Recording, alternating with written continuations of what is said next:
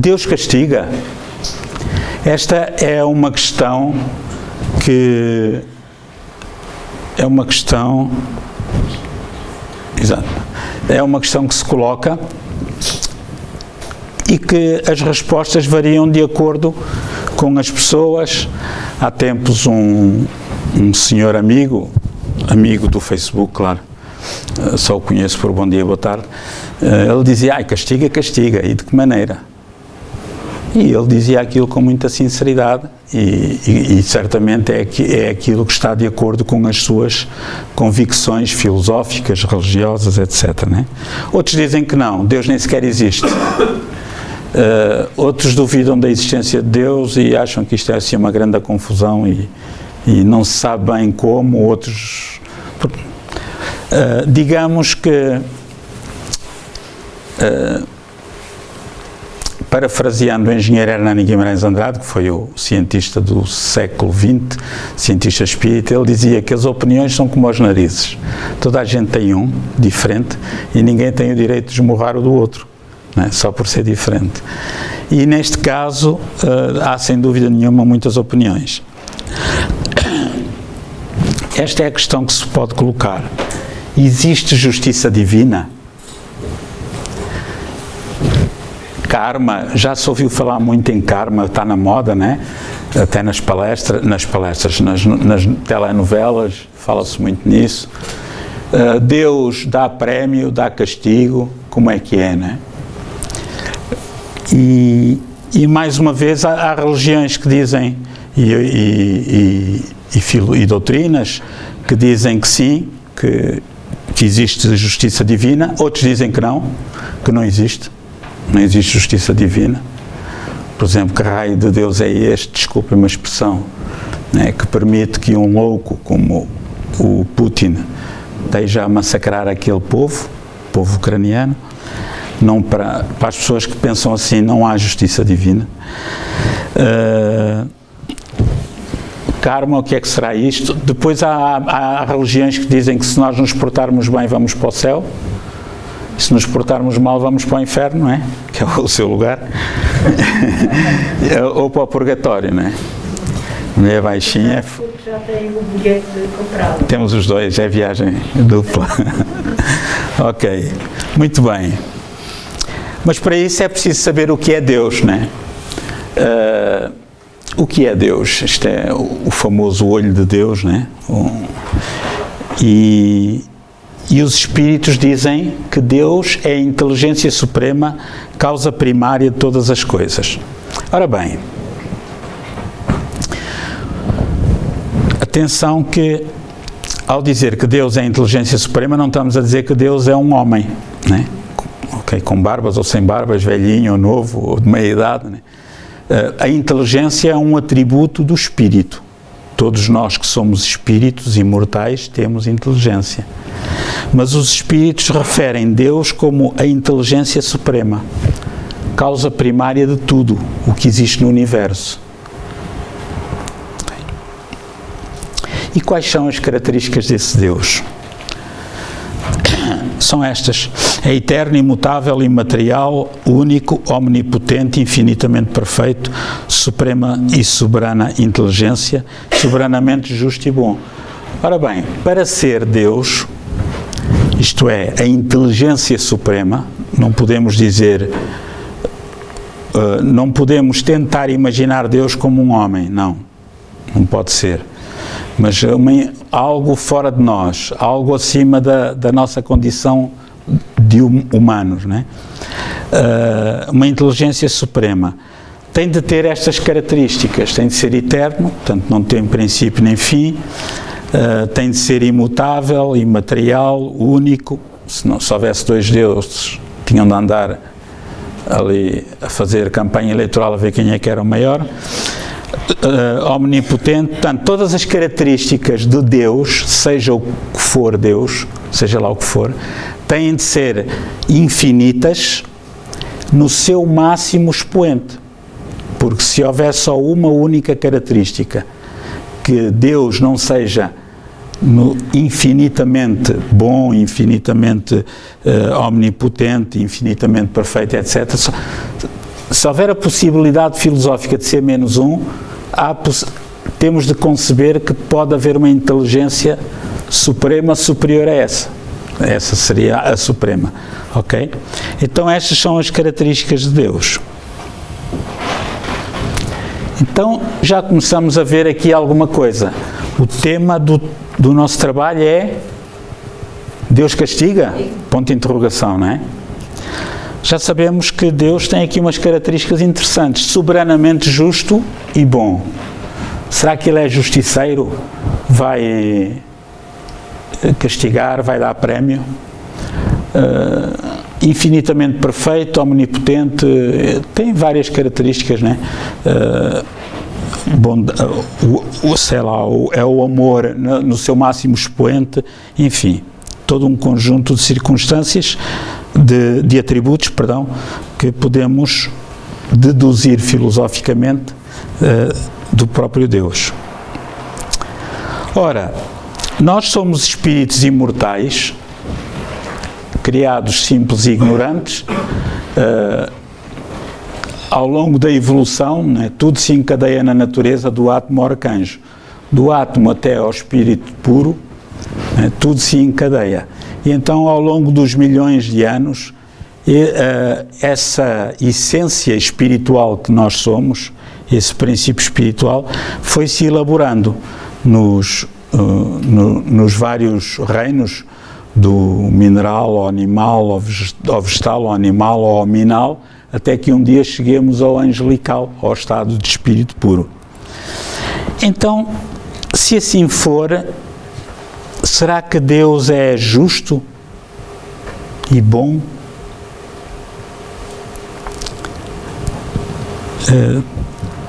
Fica a questão.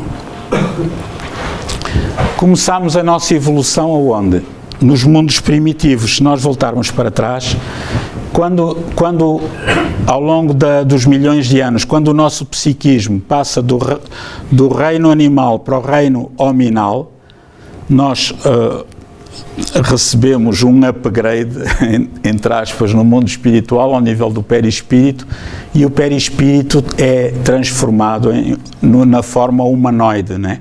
Então nós reencarnamos nos mundos primitivos nas primeiras reencarnações. Por isso é que se diz simples e ignorantes. Nos mundos primitivos, o primitivo mesmo bruto, né? Que não tem nada a ver com os primitivos existentes na Terra, porque a Terra já é um planeta mais evoluído. Então, começamos a nossa evolução nos mundos primitivos e vamos até aos mundos divinos.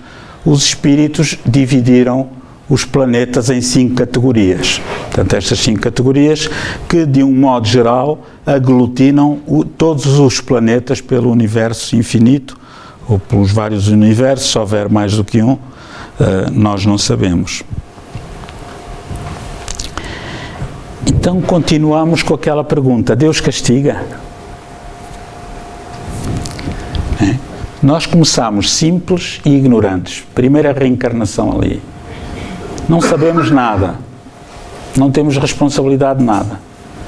Temos centenas ou milhares de reencarnações nos mundos primitivos, até comecemos a desenvolver o nosso intelecto e depois a nossa componente ético-moral, né? Mais moral. Depois passamos para o mundo de expiação e provas, depois mundo da regeneração, mundos felizes, mundos celestiais ou divinos. Isto será só para alguns? Será para todos? Será só para a população da Terra? Obviamente que não. São para todos os espíritos criados por Deus, já há muito tempo, e outros que ainda estão em fase de criação, ok? Assim como numa família não há, a não ser os gêmeos, que têm a mesma idade, mas mesmo os gêmeos nunca têm a mesma idade, têm uns minutozinhos sempre de diferença. Mas numa mesma família há uns mais novos do que outros. Também no universo, nos espíritos que povoam os planetas por esse universo sem fim, há espíritos mais antigos e há espíritos mais recentes, né? Há espíritos com milhões de anos, foram criados primeiro e há espíritos com, se calhar, só milhares de anos, né? Então coloca-se novamente esta questão: Deus castiga? As religiões dizem que sim, né? De um modo geral, as religiões tradicionais dizem que sim. Por exemplo, a teosofia, cujo nome de referência é Helena Blavatsky, tem assim um nome esquisito, é russo. Blavatskaya. Como? Blavatskaya. Isso é com sotaque ucraniano. A teosofia também diz que sim, o que foi uma surpresa para mim quando estive a estudar este assunto, não sabia. E o espiritismo diz-nos que sim ou que não? Será que Deus castiga? Ouvi aí 2 ou 3 nãos, mas alguns espíritas dizem que sim, ou se não dizem, dão a entender. E agora vão começar as provocações. Temos de ver, o espiritismo é a doutrina, é uma ideia, um conjunto de ideias que foi codificada por Allan Kardec, né, que era considerado um sábio à época, em meados do século XIX, em França, né? E ele tinha uma ideia, uma ideia que foi deturpada a posteriori, depois de Kardec morrer, e depois houve a Primeira Guerra Mundial, a Segunda Guerra Mundial, o espiritismo praticamente desapareceu de França, e quando ele aparece, por exemplo, ou quando começa a aparecer no Brasil, digamos que o movimento não era tanto espírita, era mais espiritólico, isto é, era uma mistura da ideia espírita com as tendências católicas que o povo tinha. E isso também aconteceu em Portugal, e aconteceu um pouco por todo o lado. E já vamos ver porquê. Há um autor brasileiro que lançou há pouco tempo uns livros sobre a repescagem do pensamento original de Allan Kardec, que é um bocado diferente daquele pensamento comum, de senso comum, que todos nós temos nos movimentos. E um dos livros chama-se precisamente Autonomia, não é? O outro é a Revolução Espírita, e tem um outro sobre Mesmer, e tem ainda um outro que é Nem Céu nem Inferno. Ora, heteronomia ou autonomia, o que é isto? Isto são conceitos que apareceram com o filósofo Immanuel Kant, e que nós vamos ver. A heteronomia, conforme aqui o dicionário nos ensina, né, é um estado de dependência. Significa seguirmos as normas, as leis, portanto, todas aquelas máximas são ditadas pelos outros. Okay? É sermos dependentes da vontade dos outros, sejam pessoas, instituições, grupos sociais ou sociedade. É de certo modo uma sujeição, a ausência de autonomia. Ok? Hoje a PSP estava ali à beira do Leclerc, naquela circular, com o radar escondido, e eu mal vi o radar, travei logo, nem olhei para quantos quilómetros. Foi um instinto, né? E consegui safar-me da multa, porque eu acho que vinha para aí a 70, que aquilo vai-se bem a 70 ali, e ali é 50. Então o que é isso? Estou sujeito às leis da República Portuguesa. Quem for a mais de 50 é multado. Okay? Apanha uma multa. E então é um regime heterónomo, não é? Temos uma cúpula que dita as ordens, tem as leis, e depois quem cumpre as leis, o que é que acontece? É premiado, não é? Até acontece na carta de condução. Os pontos, ao fim de X tempo, tem lá um bónus qualquer. Quem não cumpre as leis é castigado, certo? Tira-se 2 pontos, se for no meio da estrada, como os portugueses adoram, ir nas autoestradas com 3 faixas, ir no meio, né? Que é com medo que o carro alargue, e então aquilo dá direito, acho que é 2 pontos ou 3 pontos, ou o que é. Muito bem. Mas temos outro conceito, que é a autonomia. Mas ainda não vamos falar dele, vamos falar da heteronomia. Onde é que encontramos a heteronomia? Por exemplo, em Deus, naquele Deus que provocou, naquele Deus de barbas, naquele Deus que nós criamos, naquele Deus que castiga ou que permeia, né? Que dá prémios. Portanto, a queda do paraíso, de Adão e Eva, a competição espiritual, o que é que nos ensinaram? Quando morrermos, vamos para o céu, para o inferno ou para o purgatório. Né? Então tem de haver uma competição. Quem fizer mais bem, vai mais depressa para o céu. Eu cheguei a ouvir, sem qualquer tipo de crítica, por amor de Deus, não é essa a minha intenção, mas isto é uma questão cultural. Eu cheguei a ouvir, quando ia à missa, obrigado pelo meu pai, claro, até aos 17, 18 anos tive de ir à missa, e divertia-me à brava, porque passava a missa a fazer tropelias. Eu sou muito calminho e tal, mas não me parece. E eu ouvi muitas vezes o padre dizer que um pai, uma mãe, que dessem um filho para a igreja, para padre, tinham o céu garantido. Isto em pleno século XX, né? Que eu já sou do século passado, portanto, agora já estamos no XXI. Ora, isso é uma posição que é heterónoma, certo? Ok? Eu dou um filho para a igreja como padre, ou uma filha como freira, e ganho um prémio para o céu. Isso é inacreditável, mas eu ouvi isso várias vezes, né? As adversidades da vida, nas ideias antigas, eram consideradas castigos de Deus para governar a humanidade. Né?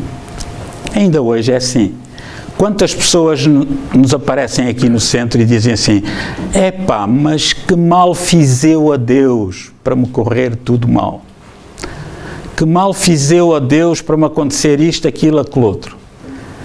Se nos acontece alguma coisa, é porque nós fizemos alguma coisa mal a Deus. Nós dizemos isso por dizer, por dar cá aquela palha, é uma expressão que sai. Mas sai porquê? Porque ela está bem entranhada no nosso psiquismo. E de onde é que ela vem? Das reencarnações anteriores, onde nós fomos padres, freiras, fomos católicos e andámos a incorporar todos esses conceitos errados, ok? E então, Deus, para governar a humanidade, há que provocar terremotos, há que provocar cheias, há que provocar guerras para ver se as pessoas se viram para Deus. Heteronomia, ok? Aliás, sempre foi assim. A Igreja sempre teve um papel muito grande sobre todos os povos. Dominava. Antigamente, o Papa é que mandava, né? Não sei se lembram, mas eu recordo-me perfeitamente do tempo em que Dom Afonso Henriques bateu na mãe, na Batalha de São Mamede, e criou o Condado Portucalense.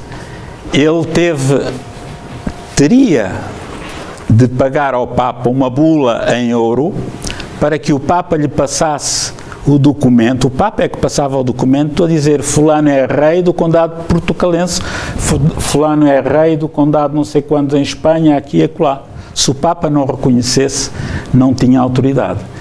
Consta que o Dom Afonso Henriques recebeu o fural e não pagou ao Papa. Daí a nossa tendência genética para fugir aos impostos. Ok? Ora, no hinduísmo, as almas também foram criadas perfeitas, mas depois rebelaram-se. Rebelaram-se e entraram no samsara. Entraram no ciclo das reencarnações sucessivas. Até que um dia cheguem ao topo, né? Saiam desse ciclo repetitivo. E, inclusive, podem reencarnar, de acordo com algumas correntes, não todas, como animais. Ora, se as almas foram criadas perfeitas, a queda, fruto de uma rebelião e encarnar como animal, uma punição. E isto é um pensamento heterónomo, certo? É igualzinho ao do Adão e Eva, já repararam? A similitude, não é? Se eu me porto bem, tenho um prémio, se eu me porto mal, tenho um castigo. De quem? De um Deus. Não sabe bem o que ele é. Curiosamente, Platão dizia, já lá vai uns anos, que reencarnar como mulher, Amélia, não olhe para mim, hein? Foi o Platão que disse, ou camponês, era um severo castigo aos homens que agissem mal. É muito interessante isto. Isto é uma posição altamente heterónoma, não é? Portanto, quem se portasse mal, os homens que se portassem mal, iam reencarnar como camponeses ou como mulher. Isto foi para aí 2 ou 3 mil anos antes de Cristo, já não me lembro. Diga? Já eram inteligentes naquela altura. É muito interessante ver a evolução do pensamento, não é? A expulsão do Adão e Eva do paraíso e o pecado original condenaram a humanidade ao sofrimento nas igrejas cristãs. Isto não é estranho? Deus castiga. Então, espera aí. Deus castiga. Deus é heterónomo. Tem lá umas leis que ao bocado nós vimos, lembram-se? Infinitamente perfeito e bom. É uma contradição logo. Se é infinitamente perfeito e bom, tem leis que depois castigam. Mas é isso que as religiões tradicionais dizem. Ok? Então ele expulsou Adão e Eva do paraíso só porque eles comeram a maçã. É estranho. Estavam com fome, né? E depois temos o pecado original, que ainda hoje tem de se batizar as crianças, senão elas não vão para o céu se morrerem no dia a seguir. Se não tiverem batizadas, vão para uma espécie de limbo. Que culpa têm as crianças? O pecado original é lá o do Adão e Eva. Então, mas Jesus, de acordo com a Igreja Católica, é Deus feito homem que veio lavar os pecados com o seu sangue. Então, Gaeta, desculpem uma expressão, para que é que serviu todo o sacrifício de Jesus? Não é? Se ele já lavou os nossos pecados com sangue, ainda temos de andar a lavar as cabeças dos bebés na pia batismal, não é? Não faz sentido. São coisas criadas pelos homens, ok? Nas religiões existe uma fé cega. O que é fé cega? É aquela fé que não se consegue perceber. Uma vez perguntei a um padre, que eu sempre fui muito curioso, fazia parte de um grupo de jovens católicos, eu perguntei, só padre, como é que é isso do Deus Pai, Filho e Espírito Santo, 3 em 1, 1 em 3? Como é que é? Não te metas nisso. É um dogma da Igreja, tens de aceitar e mais nada. Está bem, pronto. Então, e a virgindade da Nossa Senhora? Como é que ela teve um filho e é virgem? Não te metas nisso. Foi fecundada lá pelo Espírito Santo. Epá, ok. A gente ri-se agora, né? Mas na altura era mesmo assim. Qual é a postura? Essa postura é uma postura quê? Heterónoma. De quê? De dominação. Estão a ver? Dominar o povo pelo medo. Como é que nós éramos em 1700, 1600, 1500, 1400, 1300, por aí fora? O que é que nós fazíamos para salvar a alma? A primeira coisa é que naquele tempo não tínhamos os telemóveis ligados durante as palestras. Por 2 motivos. Não havia palestras espíritas e também não havia telemóveis. Não se ponham os telemóveis em silêncio, faz favor. Então, naqueles tempos, porque é que a Igreja é muito rica? Porque as pessoas com medo de ir para o inferno, porque já tinham feito algumas, não é? Antes de ir embora, para o lado de lá, deixavam em herança terrenos à Igreja. E quem deixasse terrenos à Igreja ia diretamente para o céu. Diziam os padres, os bispos, nós, os padres, os bispos, naquele tempo, dizíamos isso, não é? Portanto, atenção, não estou a falar de mim próprio quando andei na Igreja e certamente muitos do que aqui estão, não é? Não é, Senhora Madre Superiora? Ora bem, na sociedade temos a lei social, todos têm de cumprir, concordem ou não, né? Temos o juiz que pune, tal como Deus na vida eterna. É uma repetição do paradigma, ok? Vamos agora buscar a moral heterónoma de Deus, a moral heterónoma da Igreja, aliás, a moral heterónoma social. O que é que vocês acham da maioria absoluta do Partido Socialista? É tal e qual como a moral heterónoma, não é? Ele tem maioria, pode fazer o que quer, é óbvio, dentro dos limites legais, não é? Quem diz do Partido Socialista ou do partido qualquer que tivesse maioria absoluta. Então estão a ver. Portanto, e depois, se nós cumprirmos as leis, temos prémio. Se não cumprirmos as leis, temos castigo. Ok?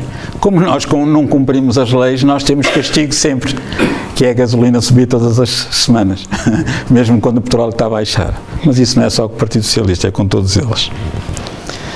Ora bem, as religiões e o materialismo têm uma moral heterónoma. Reparem, isto é muito interessante, o que o Paulo Henrique de Figueiredo refere.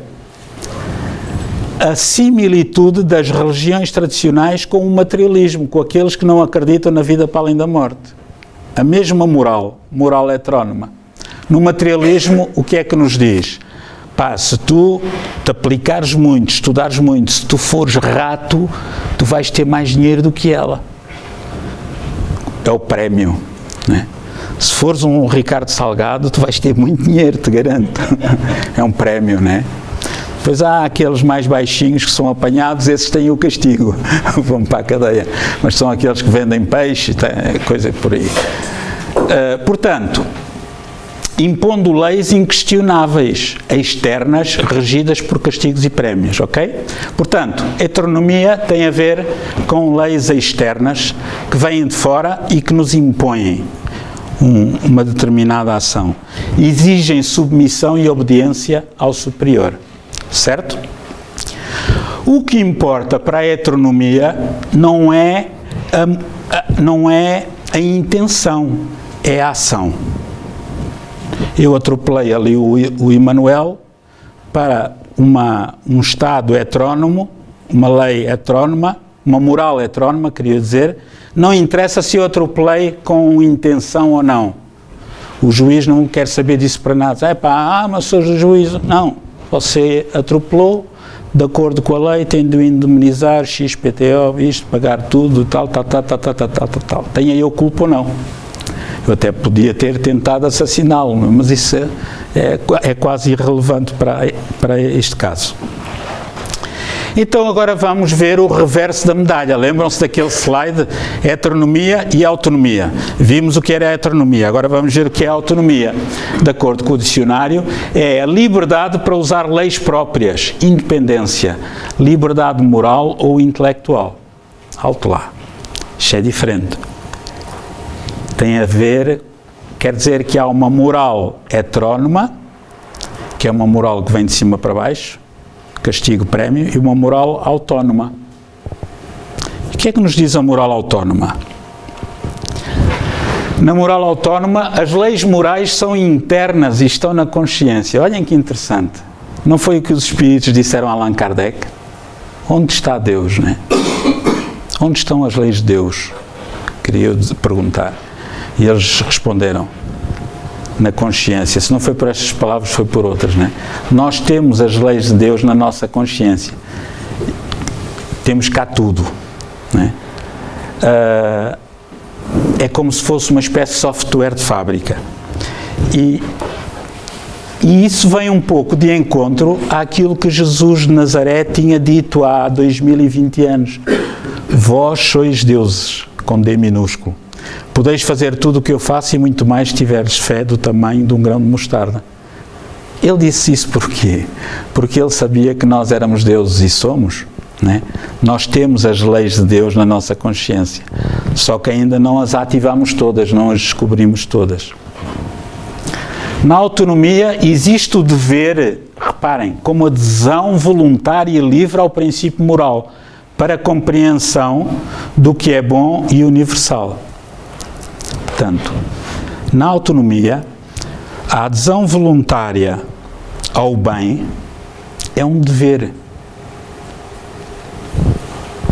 A pessoa age de acordo com as suas metas, procura superar imperfeições morais e adquirir valores. Estão a ver a diferença?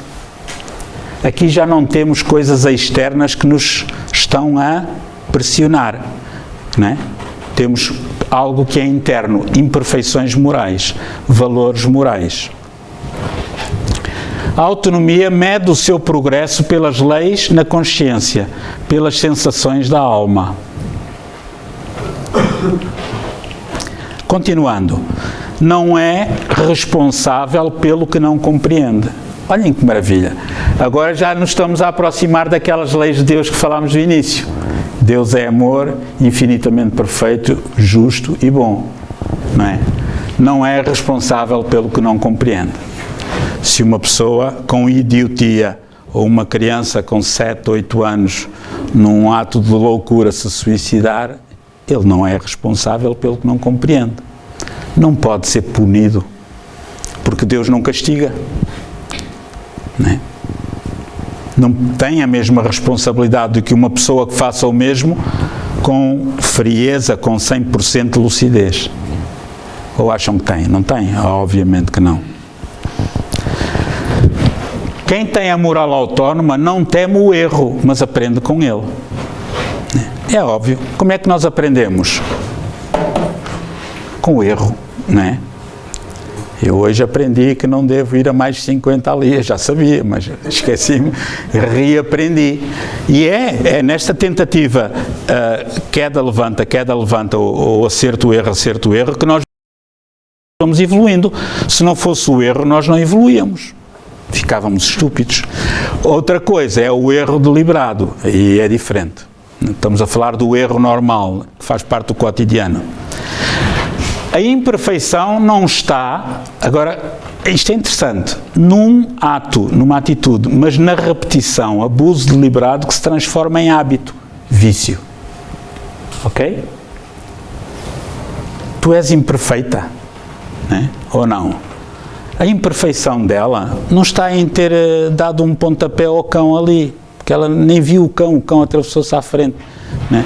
A imperfeição dela é se ela desse um pontapé ao cão repetidamente cada vez que o visse, ou a todos os cães. Era um abuso deliberado, era um hábito, um mau hábito, era um vício. Era uma pessoa que odeia cães.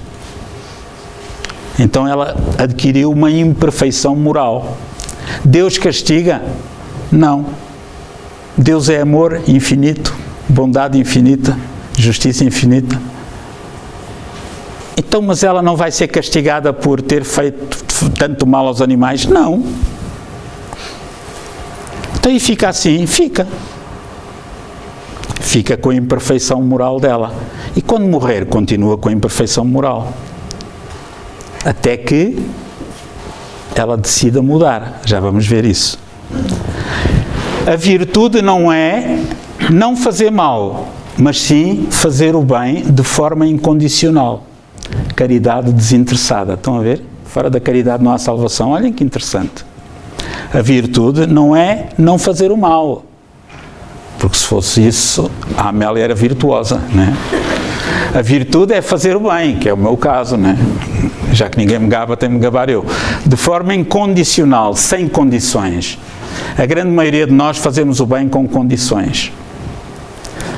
Às vezes vamos dar 10 ou 20 euros para ajudar os refugiados e exigimos um recibo em troca para meter no IRS. Temos direito a isso. Mas há pessoas que não fazem, né? Dão discretamente. Portanto, outros querem outras coisas, até exigem um agradecimento, ou até tirar uma fotografia para aparecer no jornal, mas não sei quantos, pertencemos a uma associação daqui das Caldas, olha, nós demos não sei quantas coisas, então aparece ali o centro espírita, tal, vaidade, não é? Há o dever como adesão consciente, voluntária e livre ao princípio moral, pela compreensão de que ele é bom e universal, ok? Portanto, o dever do ser humano, dentro da moral autónoma, é uma adesão consciente e voluntária ao princípio moral, o bem universal. Ok, estamos quase a terminar. Então temos aqui uma coisa: espiritismo, autonomia moral, causa e efeito. Agora vai começar a complicar. Já vimos que a autonomia moral tem tudo a ver com o espiritismo, ou não? Concordam com isso? Certo? Não tem nada a ver com a moral heterónoma. Tem tudo a ver com a moral autónoma. Estamos de acordo? Agora falta saber se estamos de acordo com a causa e efeito ou não. Porque agora temos outras coisas complicadas para falar. Na Revista Espírita de setembro de 1863, Allan Kardec diz assim: como todo o efeito tem uma causa, as misérias humanas são efeitos que devem ter uma causa. As misérias humanas de todos nós, atenção, não é só do Putin, todos nós. Se esta não estiver, essa causa das misérias, não estiver na vida atual, deve estar numa vida anterior. Isto tem lógica, não é? E então, diz Kardec, escreve Kardec, são expiações no sentido de que são consequências de uma falta e provas em relação ao proveito que delas se retira. Isto é, as misérias humanas são expiações. Uma pessoa que passa por muitas misérias está a expiar algo em consequência de uma falta. Então, mas não haverá aqui um castigo? Parece uma contradição, não será? E são provas em relação ao proveito que delas se retira. Quer dizer, eu tenho a expiação, ao expiar, se eu me revoltar, eu não aproveito nada. Porque eu vou entrar revoltado no mundo espiritual. Aquele Deus tramado, e assim, deu-me aquele homem ou aquela mulher, e aqueles filhos, mas não sei quando. E a pessoa entra revoltada, perturbada, continua revoltado, perturbado, no além, até quando? Até quando ele quiser. Então tudo isto é diferente de karma, ação, reação, castigo e prémio. E agora é que a porca torce o rabo. Porque nós ouvimos falar muito no karma, não é? Na ação e reação, castigo e prémio, mas isto não tem tudo a ver com causa e efeito. Não. Aparentemente tem, mas não. Vamos ver. Na moral heterónoma temos regras exteriores, castigo, prémio, certo. Na moral heterónoma temos o karma. O que é o karma? É queda, castigo, prémio. Que vem lá das religiões orientais, nomeadamente do hinduísmo, entre outras. Religiões cristãs, moral heterónoma, queda, céu e inferno. A lei da ação e reação não tem nada a ver com a alma. A lei da ação e reação é uma lei da física da matéria. É a terceira lei de Newton que diz que se um corpo exerce uma força sobre outro, esse outro exerce sobre o primeiro corpo uma força que tem a mesma direção, o mesmo valor, mas de sentido oposto ao da primeira força. Ok? Portanto, a lei da ação e reação aplica-se à matéria, mas não se aplica à alma.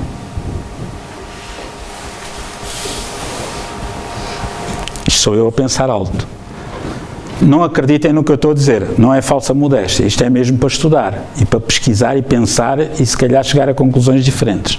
Vamos ver, temos aqui professores de física, a terceira lei de Newton, portanto, tem a ver, por exemplo, com a força da gravidade, né? A força da gravidade atrai-nos para a Terra, né? Mas nós não entramos pelo centro para a Terra adentro. Há uma força oposta, é mais ou menos assim, não é, Alice? É uma força oposta de igual, portanto, no mesmo. na mesma direção, com o mesmo valor, mas de sentido oposto ao primeiro, da primeira força. Se eu fizer força, portanto, eu faço força com esta mão e a outra equilibra dessa maneira. Ora bem, então quando nós temos um problema, não podemos dizer que a lei da ação e a reação se aplica à alma. Porque se a lei da ação e a reação se aplicasse à alma, o que é que iria acontecer? Iríamos ter a lei de talião, olho por olho, dente por dente. E acabávamos todos desdentados e cegos, como dizia o Mohandas Gandhi, não é? Olho por olho, dente por dente, vamos acabar assim, qualquer dia. Então, essa não é a moral do espiritismo. A moral do espiritismo é autónoma. Então, porquê é que as pessoas dizem isso? Por causa da teosofia, por causa de outras correntes que adotaram essas coisas. E nós, espiritólicos, mistura de espiritismo com católicos, fomos adotando um pouco isso. De onde é que nós vimos? Vimos daqui, religiões cristãs, queda, céu, inferno, tal, que é o mesmo que o karma, queda, castigo, prémio, etc. Lei da ação e reação. Não tem nada a ver com a alma. Vou-vos dar um exemplo.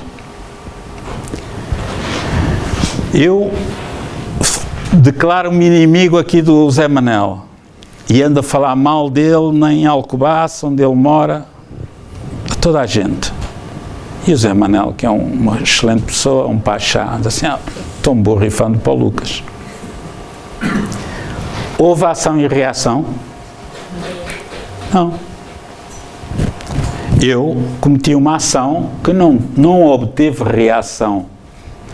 E se obtiver a reação, ele pode fazer o mesmo para comigo, mas muito mais ou muito menos. Portanto, não é de igual força.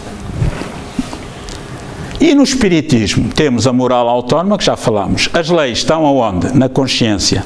Olhem que interessante. A causa do sofrimento, qual é? É a imperfeição da alma. Eu sofro, não foi por ter falado mal do Zé Manel e ter dado cabo da vida dele. Eu sofro porque eu sou imperfeito. Eu tenho uma imperfeição. Tenho raiva dele, tenho inveja dele, qualquer coisa. É uma imperfeição moral minha. Mas vais ter de pagar isso. Não vou nada. Ele nem me liga. Anda na dele, diz assim, coitado do Lucas, deve ser um maluquinho qualquer, anda a falar mal de mim. Não é? Então, e como é que fica aqui o Lucas? Fica com a sua imperfeição. E quando é que ele vai resolver? Quando ele quiser. Agora, no mundo espiritual, na próxima reencarnação, nas próximas, etc. Causa e efeito. Já faz mais sentido. Vimos o que Kardec dizia há bocado na Revista Espírita de setembro de 1963, salvo erro. 1863, se não me falha a memória. Causa e efeito já faz sentido. Todo o efeito tem uma causa, logo todo o efeito inteligente tem uma causa inteligente. Faz sentido porquê? Porque eu, ao falar mal dele, eu sou a causa da má fama que ele eventualmente ganha, certo? Mas este efeito vai depender muito da maneira como ele reaja, ou não reaja, ou haja. Ok? Por exemplo, um efeito que pode ter, ele pegar no telefone e dizer assim, Lucas, quero falar contigo, que é o que devia fazer. Ouvi dizer que andas a falar mal de mim, etc. Eu nem penso, mas tenho fulano, beltrano, cicrano, tal, vamos lá beber um copo, eu quero conversar contigo. E a gente bebe um copo de água, 2, 3, e vamos conversando e fica tudo em pratos limpos. Causa e efeito. Teve esse efeito derivado de quê? Da sua escolha moral. Mas ele pode ter outro efeito, que é vingar-se em mim. Pode ter outro efeito, que é pôr-me um processo em tribunal, por difamação. Estão a ver? Portanto, a causa e efeito não é uma lei cega. É uma lei que vai depender da condição moral do ser humano, das imperfeições de cada um e do seu estado do seu estado moral, ok? São leis internas, morais, autonomia, enquanto aqui são leis externas que nos dominam.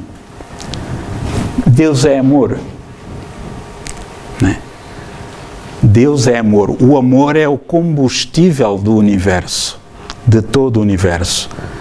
Quando nós desequilibramos uma das leis, atenção, se pegarmos no livro dos Espíritos e formos ver as leis morais são as leis de Deus, todas elas são perfeitas. Se eu desequilibro uma delas que seja, por exemplo,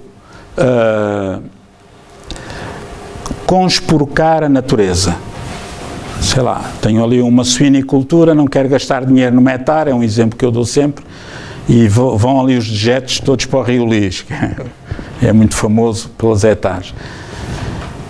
Pronto, eu estou a dar cabo, e é um crime, eu estou a desequilibrar, é uma violação das leis de Deus, eu estou a desequilibrar a natureza. Ela vai tender para o equilíbrio, ela não se vai revoltar contra a humanidade, né? Mas vai tender para o equilíbrio, ok? Então, se Deus é amor, tudo o que acontece na Terra que não é fruto do amor não pode ser de Deus. Não pode ser nem prémio nem castigo. Então é o quê? É fruto das nossas escolhas. E essa era a moral inicial de Allan Kardec, segundo o pesquisador e historiador Paulo Henrique de Figueiredo, né? A lei das escolhas morais. Ok? E como é que é a vida dos espíritos do lado de lá? Muito simples, é assim, olha, nascer, morrer, renascer ainda, progredir sem cessar, tal é a lei. O nosso corpo morre, nós continuamos a viver no mundo espiritual, depois, quando tivermos uma oportunidade, voltamos a reencarnar, nascemos, por aí fora. A lei de Deus é uma lei natural, é a chamada lei natural, ou lei de Deus. É uma lei perfeita, é uma lei de amor. Em tudo, né? Agora vamos ver uma coisa. Temos aqui uma ação. Esta ação que eu tenho na vida, uma atitude que eu tenha, vai-me provocar bem-estar ou mal-estar. Como é que o espírito evolui? Assim, eu tenho uma atitude, ou bem-estar ou mal-estar. Né? Derivado de quê? Do tipo de ação, né? Ok. Quando o espírito chega ao mundo espiritual, Allan Kardec explica no livro O Céu e o Inferno, que eu aconselho a ler, o livro Nem Céu nem Inferno, do Paulo Henrique de Figueiredo e do Lucas Sampaio, que é o Céu e o Inferno corrigido. Por acaso, penso que temos aí na nossa biblioteca para emprestar. Mas também está online e está à venda até na Federação Espírita Portuguesa. Como é que o espírito evolui? Eu chego ao mundo espiritual e eu não me sinto bem, estou cheio de imperfeições. Cometi aquele erro gravíssimo com o Zé Manel, dei cabo da vida dele por causa dos boatos. O que é que me vai acontecer? Qual é o primeiro passo que eu preciso para me melhorar? É o arrependimento. O espírito primeiro precisa de se arrepender. Ok? Este é o primeiro passo. A consciencialização da sua responsabilidade moral pelo castigo que sofre. Que ele próprio incuta a ele. Quando se arrepende, o espírito fica com esperança. Eu arrependi-me. Ei, Zé Manel, eu fico com esperança. De quê? De que a minha vida melhore.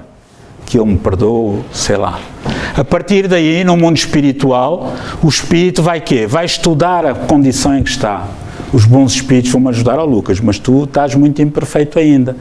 E precisas aprender isto, aquilo, não achas que deves ir por aqui, por acolá, né? Vai receber ensinamentos dos bons espíritos e vai escolher os desafios que deseja enfrentar nas reencarnações seguintes, as tais provas. Ok? Portanto, esta é a primeira fase. Eu prejudiquei-o, Deus não castiga, nem dá prémio. Eu é que me arrependo, porque eu não consigo esconder. Eu tenho aquela imperfeição que me faz sofrer. Não consigo evoluir porque sou imperfeito. Então eu quero sair do estado de imperfeição. É como o aluno que é calceta, né? Que é preguiçoso e que não estuda, né? E que está ali 3, 4 anos no 9º ano. E até que ele diz, um dia ele chega ao diretor de turma e diz assim, pá, ajude-me lá. Eu quero sair daqui, eu estou arrependido, perdi 4, 5 anos no mesmo ano. Ok? E o diretor de turma vai ser o bom espírito que lhe vai dizer o que é que ele deve fazer para passar para o 10º ano. Depois do arrependimento, o espírito tem a expiação. O que é a expiação? São as provas que ele escolheu que levam ao aperfeiçoamento sério e efetivo do espírito. É uma escolha livre do espírito, das situações a enfrentar, com o fim de superar uma imperfeição moral.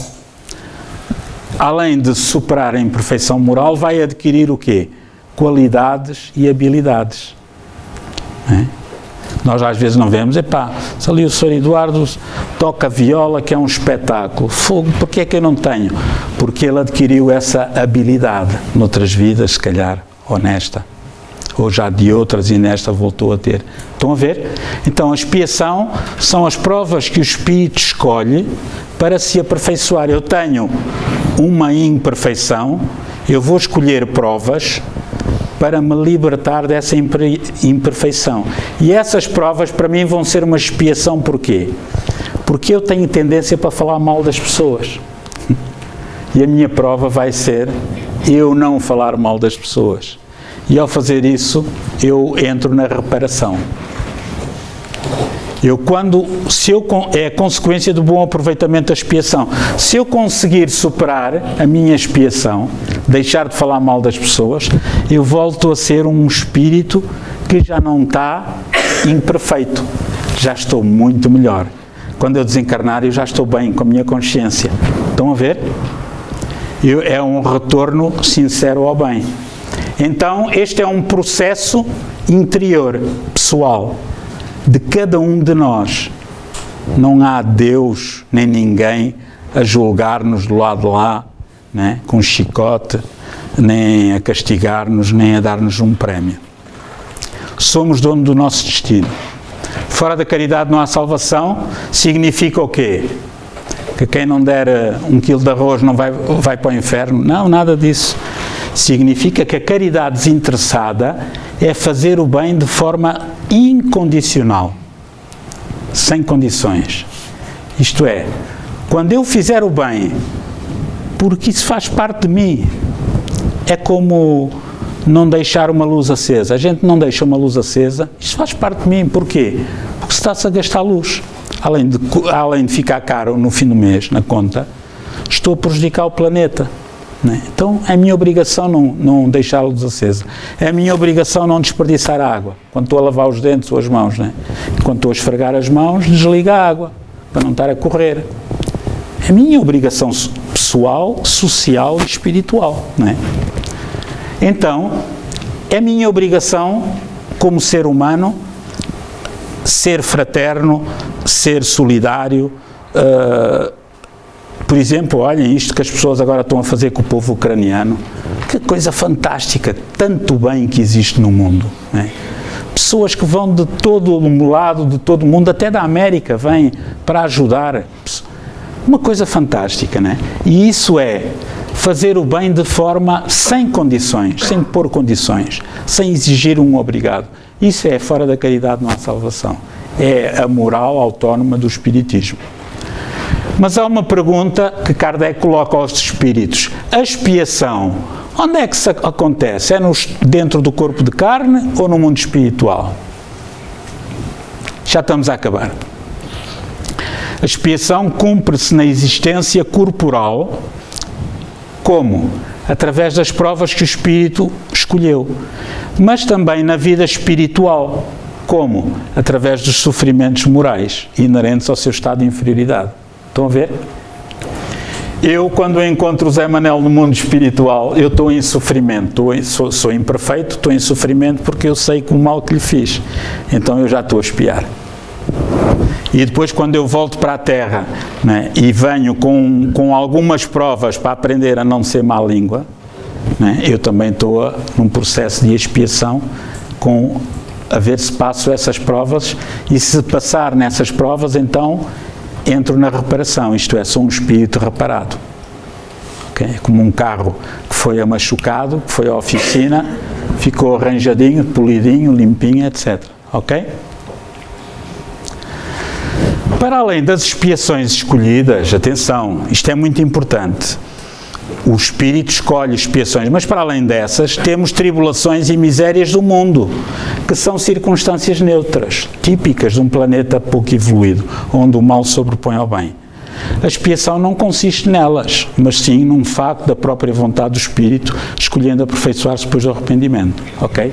Portanto, há muita coisa que acontece na Terra que é derivada de quê? Do nosso egoísmo. Ok? Não, nem tudo é uma expiação, certo? Se eu agora for ali a atravessar a estrada e vier um indivíduo, eu costumo dar esse exemplo, com 4 gramas de álcool no sangue e me der uma trompaçada e eu ficar aleijado de uma perna para toda a vida, não é uma expiação. Aquele homem não reencarnou para se enfrascar daquela maneira, para depois vir contra mim. É uma escolha, o livre-arbítrio daquele espírito, beber desalmadamente e depois conduzir naquele estado de embriaguez. E então eu fui vítima da imperfeição dele, típica de um planeta de provas e expiações, onde o mal sobrepõe ao bem. Agora, isso vai servir de prova para mim. Se eu me revoltar, não vou ganhar nada com isso. Se eu não me revoltar, vou adquirir o quê? Resiliência, vou adquirir paciência, vou adquirir força moral. Ok? Com esta consciência, abule-se ou acaba-se completamente o complexo de culpa. E o espírito é estimulado sempre pela positiva. A culpa não tem lugar. A culpa não tem lugar. Ai, mas eu aprendi que não se devia fazer aquilo. Mas foi o que a tua mãe te ensinou. Oh, Manela, tem paciência. Estou a brincar contigo. Foi o que a tua mãe te ensinou. Ensinou-nos a nós, os nossos avós, os nossos pais, a sociedade, né, e tal. Ah, não se pode fazer isto. Deus não gosta, né? É engraçado, né? Eu às vezes contava, quando era muito brincalhão, agora não sou mais sisudo, mas quando era pequenino, e a minha mãe dizia assim: meu filho, graças a Deus muitas, graças com Deus poucas. E eu ficava com medo de dizer alguma piada sobre Deus, porque com medo que Ele me castigasse. Estão a ver a moral heterónoma? Vós sois deuses, Jesus, Nazaré. Então, existe justiça divina? O que é que acham? Não? Sim. Então não existe. Deus não é justo. É justo, infinitamente justo e bom. Ok? Leis de Deus são leis universais. São as leis morais que estão no livro dos Espíritos. São as leis de Deus, são universais, aplicam-se a todos os planetas de acordo com a evolução de cada planeta. O karma existe para o Espiritismo? Agora já dizemos que não. Boa. Porquê? Porque o karma tem a ver com a moral heterónoma. Castigo, reencarnação, castigo, prémio. Ação e reação? Não, se for aplicado ao espírito. Mas sim, se for aplicado à matéria. A lei da ação e reação existe. É a terceira lei de Newton. Ok? Causa e efeito? Sim. Porquê? Tem a ver com a moral autónoma. Tendo em conta que a lei de causa e efeito ou a lei de causalidade não é cega. Vai depender. Eu posso provocar uma causa, mas o efeito vai depender da pessoa, ok? Isto quando falamos do ponto de vista moral. E pronto, para concluir, eu tinha ainda um filme, vou trazê-lo na próxima altura, que ainda dura para aí uns 10 minutos. Já são 10:05, é melhor não passar, para não. O espiritismo tem a ver com moral autónoma e é diferente da moral heterónoma. O espiritismo explica-nos que nós vivemos de acordo com a autorresponsabilidade, isto é, somos livres na evolução. Livres de evoluir muito rápido, livres de evoluir muito lentamente. E diz-nos que Deus não castiga, porquê?